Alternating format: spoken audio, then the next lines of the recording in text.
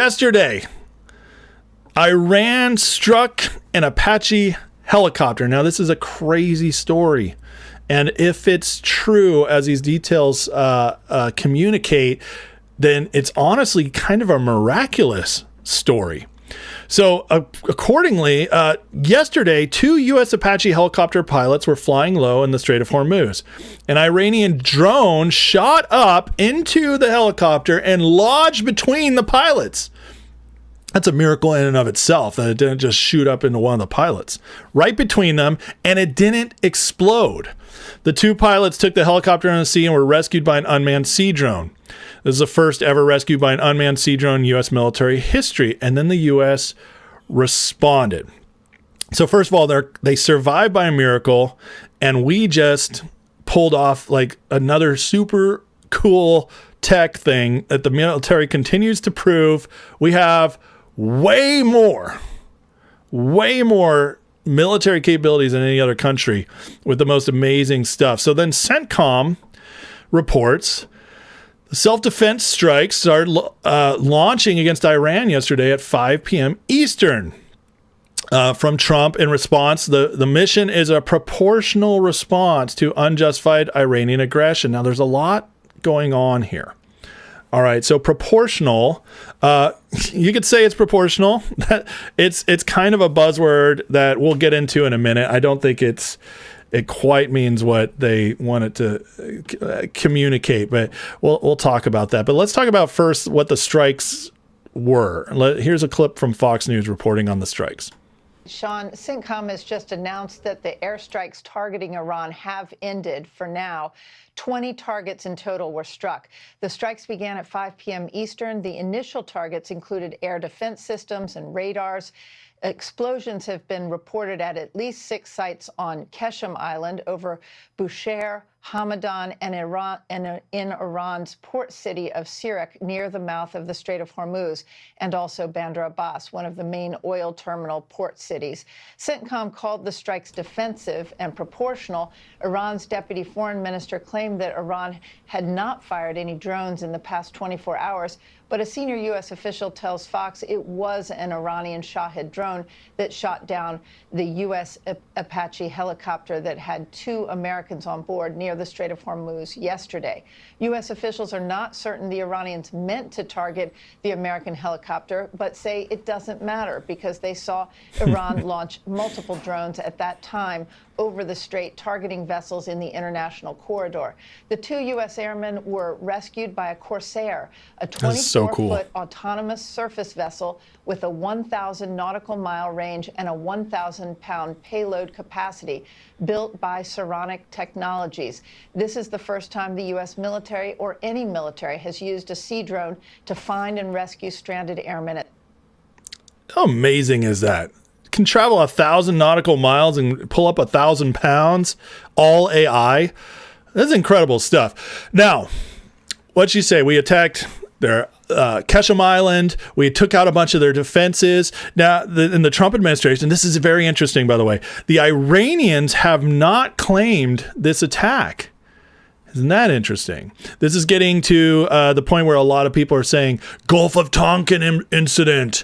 The U.S. staged this so we could go back to war. I'm not so sure about that. I have a feeling, though, the Iranians, maybe they didn't notice it was an American at first, and they're like, oh, crap. Or maybe sometimes the quiet is more dangerous. They're not puffing out their chests. And anyway, regardless, it doesn't matter. We used it as an opportunity, and just like the Trump administration says, it doesn't matter if it was purposeful or not. We used it as an opportunity to take out all the defensive capabilities they've been building up during the ceasefire. These 20 strikes we just launched, along with what Israel did last week, the 3 months of the ceasefire, or 2 months of the ceasefire, Iran's trying to be rebuilding their military a little bit. And we just wiped all that out. So now they're naked again. They have no defense again. As Trump put out, Iran's military is a complete and total mess. Much of it, like their Navy and Air Force, doesn't even exist anymore. They've been completely defeated. Iran is all talk and no action. This is from 7 o'clock this morning. The bully of the Middle East is dead. They've taken too long to negotiate a deal that would have been great for them. Now they will pay the price. That sounds like more is coming. Now, Trump usually doesn't talk like this unless two things are about to happen. A, he's going to ramp it up, or B, he knows they're at the final stages of this negotiation and he's putting the final pressure on taking away all their leverage. Now, going back to the proportional response, Trump also posted this clip from, yes, the liberal fantasy show. And it's a liberal fantasy show, the West Wing, because it was a show about a Democratic president who was tough and actually fixed America. So, yes, it was a liberal fantasy show. Regardless, this clip is pretty cool. And Trump shared this to kind of give us an idea of maybe what he thinks of proportional strikes, which is what they've been saying. Listen to this. I ask again, what is the virtue of a proportional response? It isn't virtuous, Mr. President. It's all there is, sir. It is not all there is. Very interesting. What's the virtue of a proportional strike? There is none. It's not all there is. I think Trump's playing with the language here because CENTCOM said a proportional strike, and Trump is giving us a little messaging. Why else share this? Because, look, he's got the CENTCOM right here. This is in response to the CENTCOM post. Here's the rest of it. Sir, Admiral Fitzwallace. Excuse me, Leo. Pardon me, Mr. President. Just what else is there? The disproportional response. Let the word ring forth from this time and this place, gentlemen. You kill an American, any American, we don't come back with a proportional response. We come back with total disaster. Interesting. Now, is he just putting this out there to scare the Iranians? I don't know. None of us know at this point, right? This is new territory for us. As much as I know Trump and as much as I've followed Trump over the years, the one thing I haven't gone through with Trump is an actual war scenario, which is what we've been in for the last 3 months, which is why it's so hard to get a read on everything. This is new territory. But I got to tell you, he did launch last night, and it was a big deal.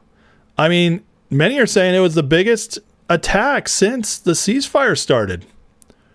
So we've upped it. I mean, 20 strikes is no small deal. But here's the latest reporting from directly from Trump in a telephone conversation. I just got off the phone with President Trump, and he gave Fox News some brand new details on what happened with that Apache helicopter that went down earlier this week, and provided his thinking on where things stand with the negotiation. I want to start with a story the president told me, new details about the downing of this U.S. Army Apache helicopter. President Trump tells Fox News that the Iranian drone lodged in between the two pilots in this helicopter. They were flying very low. Let's skip a little bit ahead here. At any moment, it could have exploded, the president told me.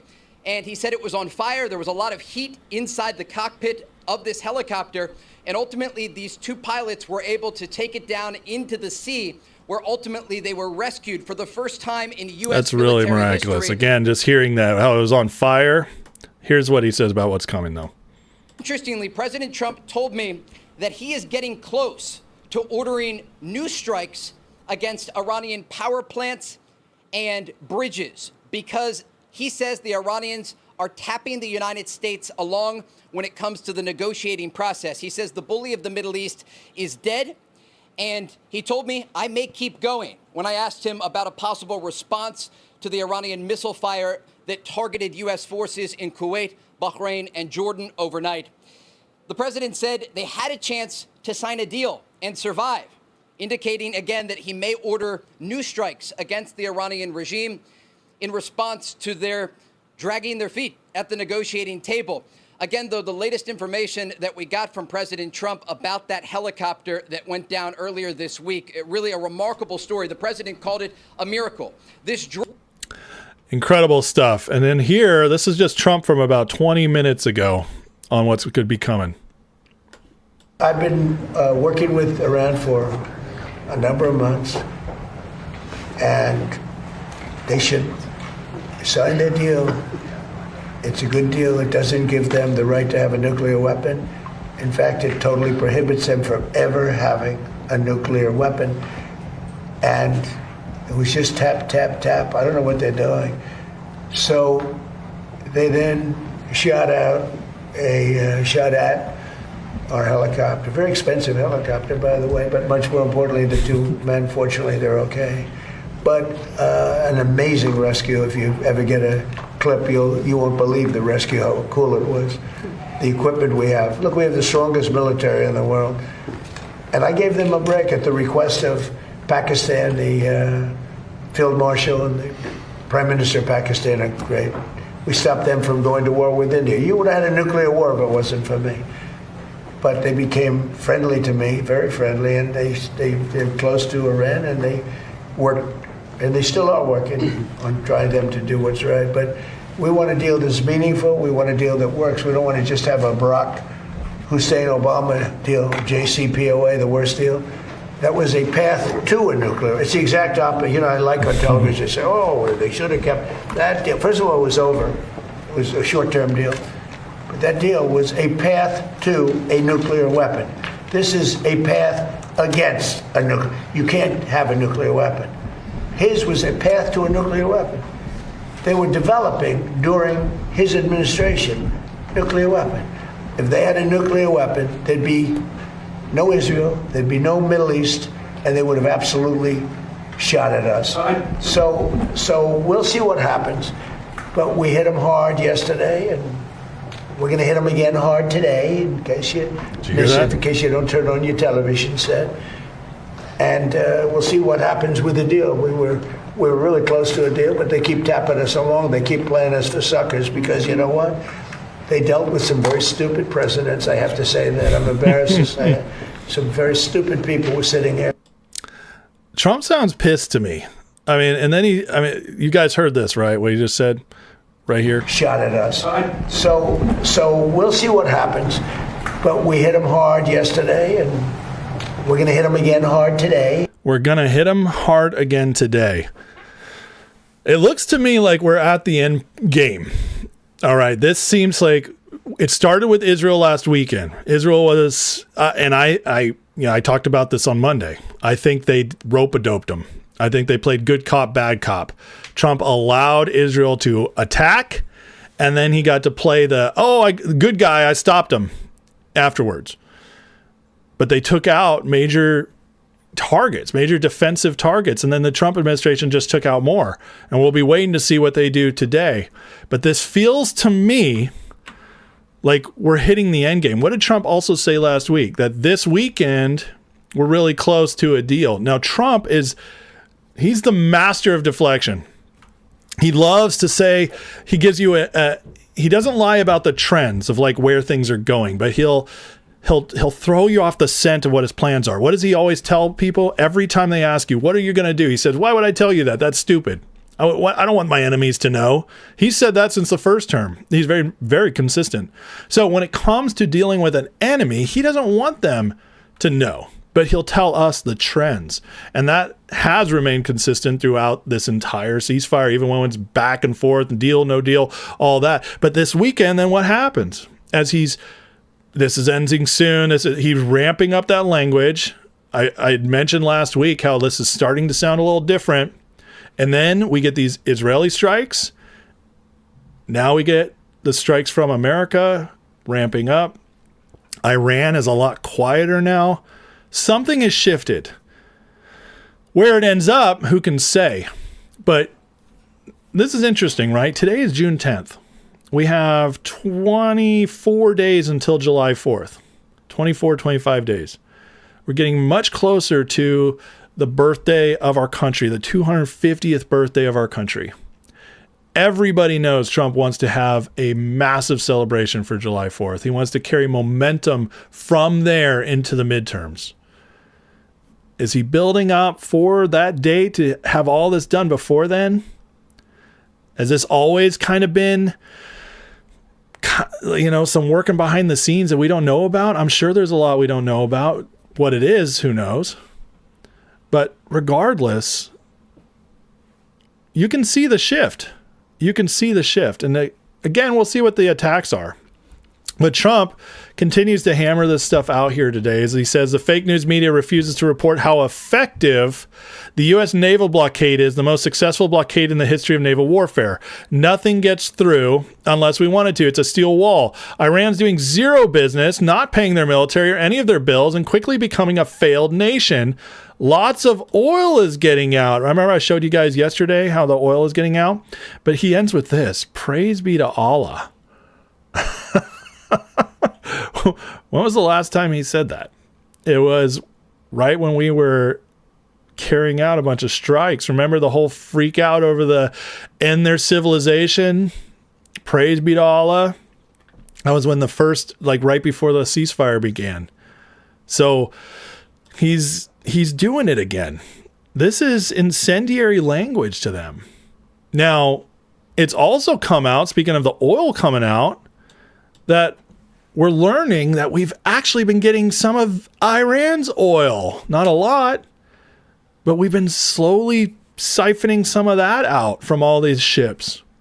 And on top of that, Trump has now said that, yeah, we might unfreeze their assets once this gets figured out. We might help them rebuild, but we'll get half their oil. Half. Trump is ready to do to Iran what he did with Venezuela. So I got, like, all this is coming out in the last 2 days. So to me, it looks like we're about to shift. And if we shift, it's going to get very, very interesting. The leverage is all on our side. Now, this is one of the last things I want to show you guys today. So the Strategic Petroleum Reserve is down 8 million barrels in the latest week to 349 million. So it's down basically a million barrels a day, to 349 million, lowest since August 2023. That's not great, right? Yeah, we can all agree with that. We want it more, but this is what they're not saying. Yesterday, I showed how 60-70% of the oil that was going through the Strait of Hormuz is now getting out through pipelines. And then there's Strategic Oil Reserve, and this is how the oil prices are coming down. All this oil has been coming out in different ways. Well, when you think about the leverage we have and how the prices continue to go down, even with this war going on right now, this is how they're not breaking down. If we're doing, say, 1.1 million barrels a day with 349 million, you could make the point that we could keep up this pace for almost a full year before we ran out. Now, we're not going to get there. Does anybody else think this is really going to last another year? Absolutely not. And also, Trump it could get down to 200 million and he could say, stop, we got enough for now. Prices will just have to go up. So the point is that we actually have a lot more leverage than we think, than they're letting on. This can last much longer. And with these strikes going on, Trump starting to ramp it up, it tells me that we are really close to having it over. So don't listen to the mainstream media. Iran's not winning. They don't have us over a barrel. They're like, we're clearly winning this. Iran's silence right now is telling. There's several reports that the protests are rising up on there. So we'll follow this closely. I'll be with you guys, especially if something major happens. We'll, if there's a major outbreak again, I'll probably do a second live or something like that. But for now, I'm getting excited. I actually think this is about to end. But we'll see.